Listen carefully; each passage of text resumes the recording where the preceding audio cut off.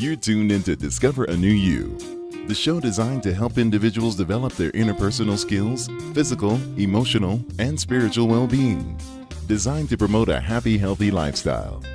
This week's workshop presenter will deliver an uplifting presentation to guide in the process of discovering a new you.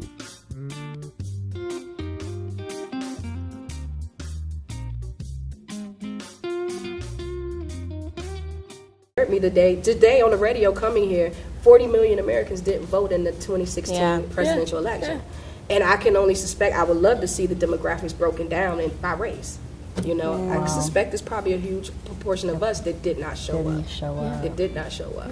But, you know, getting back to your point about Colin Kaepernick, I'm thinking about all that's taking place right now with the football and everything, you know, and how it's coming from the higher echelons, you know, saying to the players, you know, if you do this, this is what's going to happen. But can you imagine the kind of revolution that can roll out of black football players still continuing to take a knee and risk their career, you know, and blacks who watch football, if they were to stop watching football, if they were to stop going to the games, can you imagine the impact that it would cause the NFL? Can you imagine that it would bring the NFL literally to its knees? Exactly. Sure. Exactly. And which is why I speak on the backlash, because again, I'm not sure if back then people had less to lose. But people have a lot. They have more to lose now, but I think a lot of it was fear from here was introduced, and it said, if you do this, this is going to be the consequences. And because I'm making all of this money, I don't want to lose out on that. Right. You know, but our forefathers, our grandparents, they lost out on a lot too. They went to jail, you know.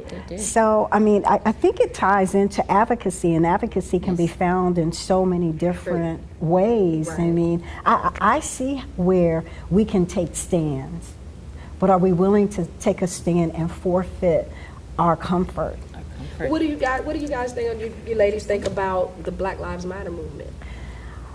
I mean, because we're talking about, you know, advocacy. Somebody's it's advocating advocacy, black lives. yeah. And I would say that it's probably one of the more successful movements over the past few years. But I don't see Black Lives Matter when blacks are killing blacks. I only see Black Lives Matter raise their banner when it's a black or white issue. And I feel as though that there are so many of us that are committing even more heinous crimes on each other. Then I want to hear what you have to say about that too. Right. Also. Right. But I think even in that argument, it shows why even taking a stance comes with criticism, right? It's like if you take a stand, you can never stand tall enough to get away from the criticism.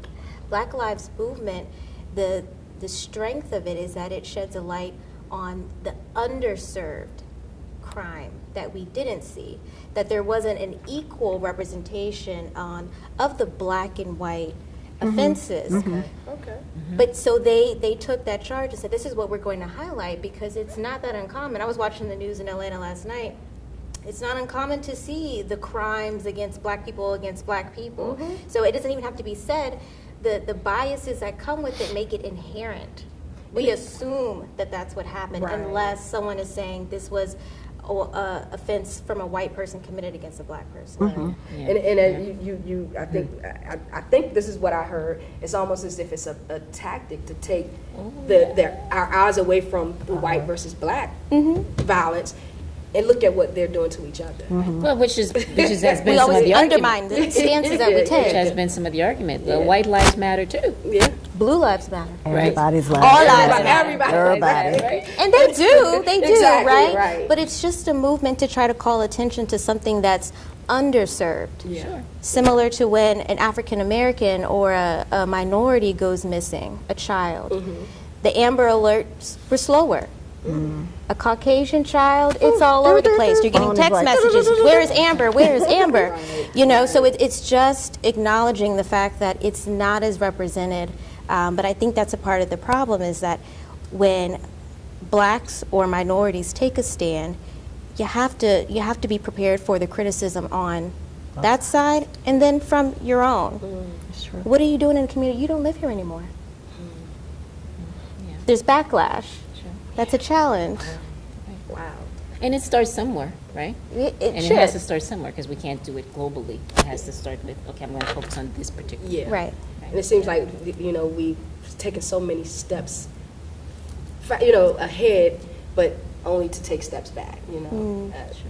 And social media played a big part in that. I think a lot of things with social media is just now coming to light. However, it's been there. Yeah. I just didn't know what, so-and-so was doing in Virginia. Yeah. 10 years ago or however long ago, I just didn't Right. know. Now, not only do I know, but you're giving me information. You're alive with it. Yeah. So I know specifically inside your house what's going on. And so now we know everything. And so there's lots of room for all type of stuff. It is. And we It see all is. type of stuff. Oh my God, this has been happening. Right. It's been happening. We Right. just now can see it. Right. And to speak to community action, I like the videos of Permit Patty.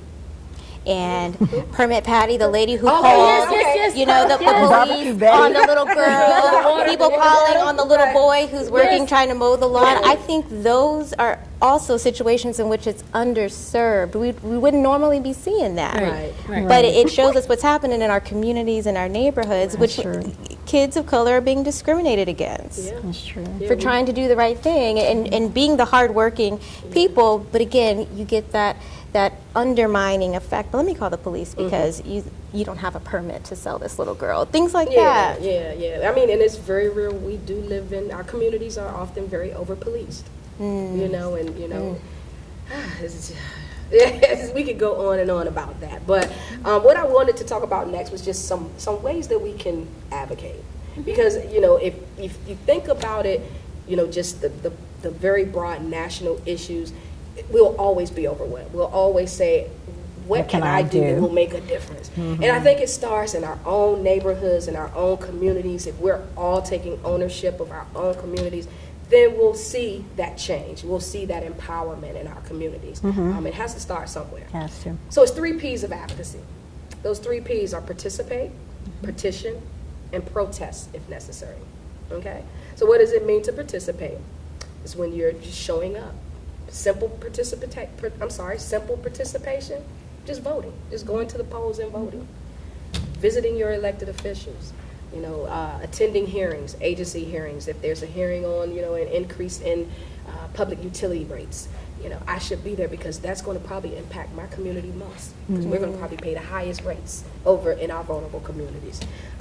Visiting, going to those advocacy days where you're talking about whatever issue that might be important to you.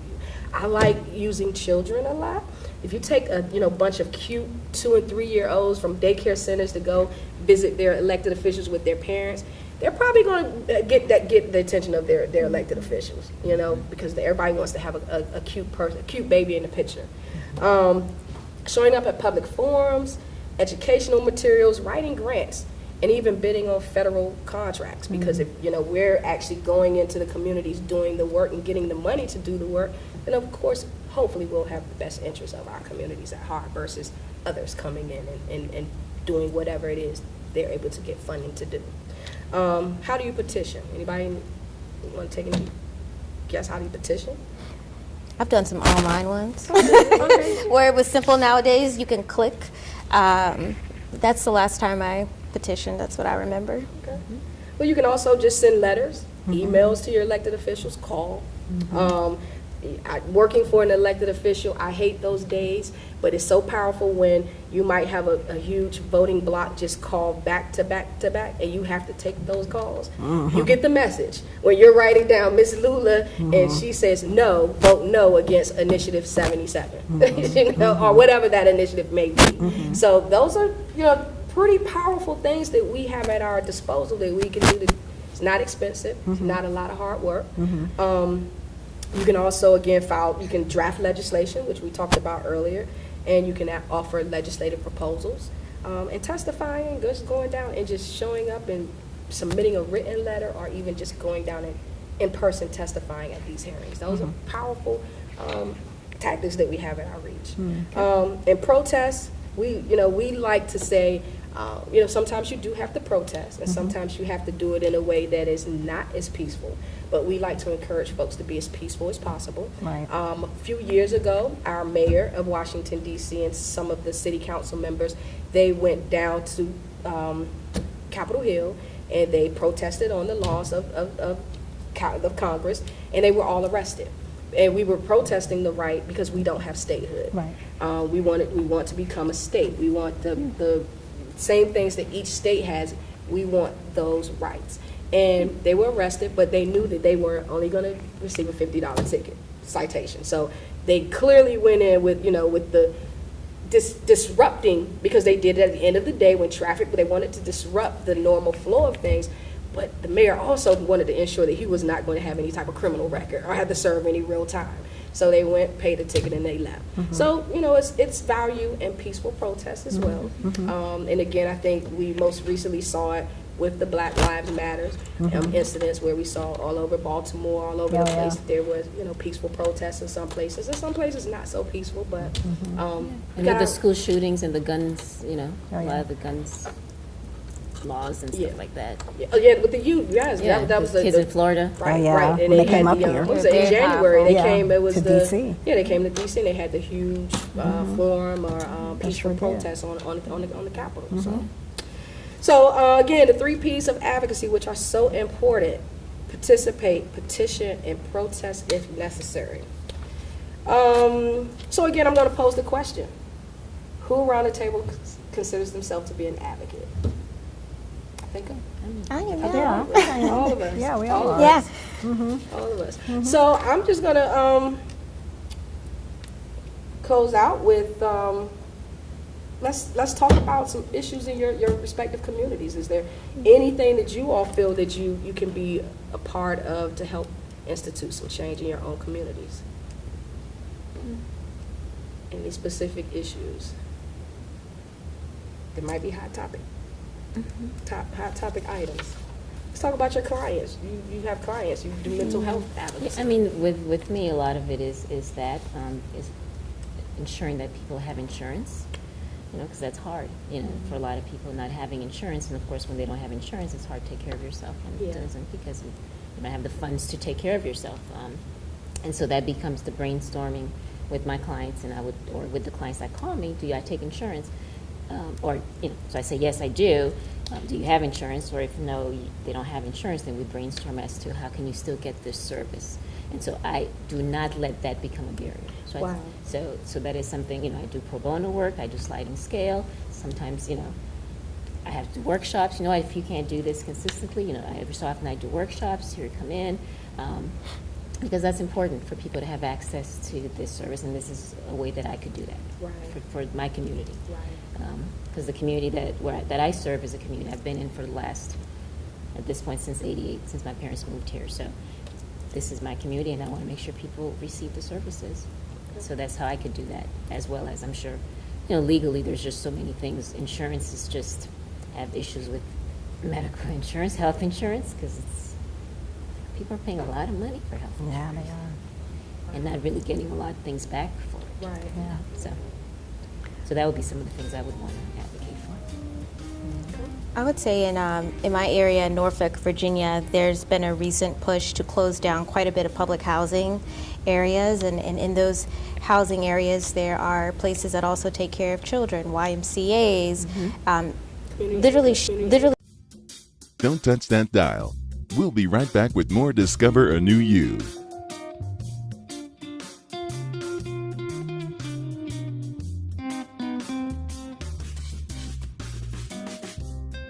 Hello, we have Tish here. So Tish, what made you come and join us today? Just wanted to kind of take part in the panel discussions and see specifically around some of the entrepreneurship, and as a small business owner, I can relate to some of the challenges that these women are going through, and some of the growing pains and some of the successes. So congrats to all of you for being business owners. So. Thank you. Thank you so much, Tish.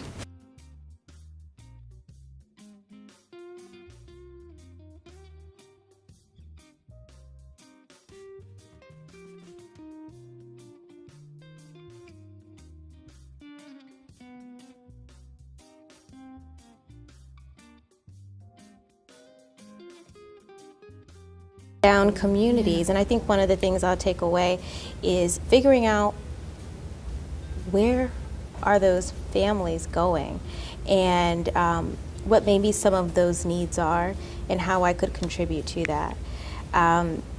One of the other things that I've done that I felt pretty good about is, I know back in the day, you know, with Trayvon Martin's shooting, I wanted to go protest. And I was going to go with a girlfriend, and social workers, you get called on call, so you can't go. But then I sent them a check. And so me still trying to figure out how can I contribute, and in that instance I couldn't be out there in the streets, but I could send them a check in support of what they were doing. So I think that's something too to keep in mind when you're not able to be at the meeting. How can you still support the community? Good for you. Funding is important. Funding is important. It is certainly important. Anything, Latisha?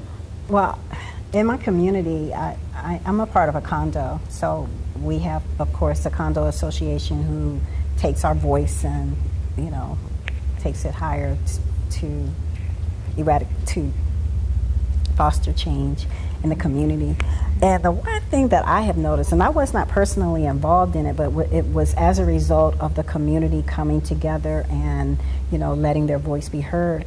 There was a family there that had a pit bull, and they would allow the pit bull to roam. And the community came together, you know, they protested, and they were able to, they went to the community advocate, and they were able to really put some things out there for the family to abide by, and they didn't really want to abide by it, so they moved. So with that kind of voice, that kind of power, you know, we were able to see that collectively, you know, when you can all come together on one accord and share the concerns of the community, that you can get some things done, you know. So I think it's great when you have organizations that are already in place who can kind of, you know, you can go to them and share what your concerns is, and they'll push it forward. So.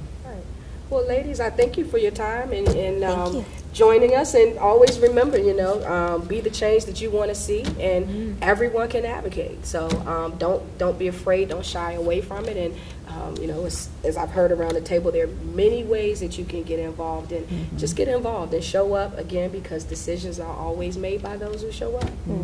That's true. All right, thank you so much for joining our interactive workshop today. Creating change in your communities through advocacy and engagement. Always remember that you can advocate. You can be the change that you want to see. If you want to reach out to Building Bridges to Your Success, feel free to contact us at our website at bridgestoyoursuccess.com. You can reach us on all of our social media outlets, Twitter, Facebook, Instagram, Building Bridges in DC. And of course, we'd always welcome an opportunity to come and conduct a workshop at your organization or in your community. Thank you.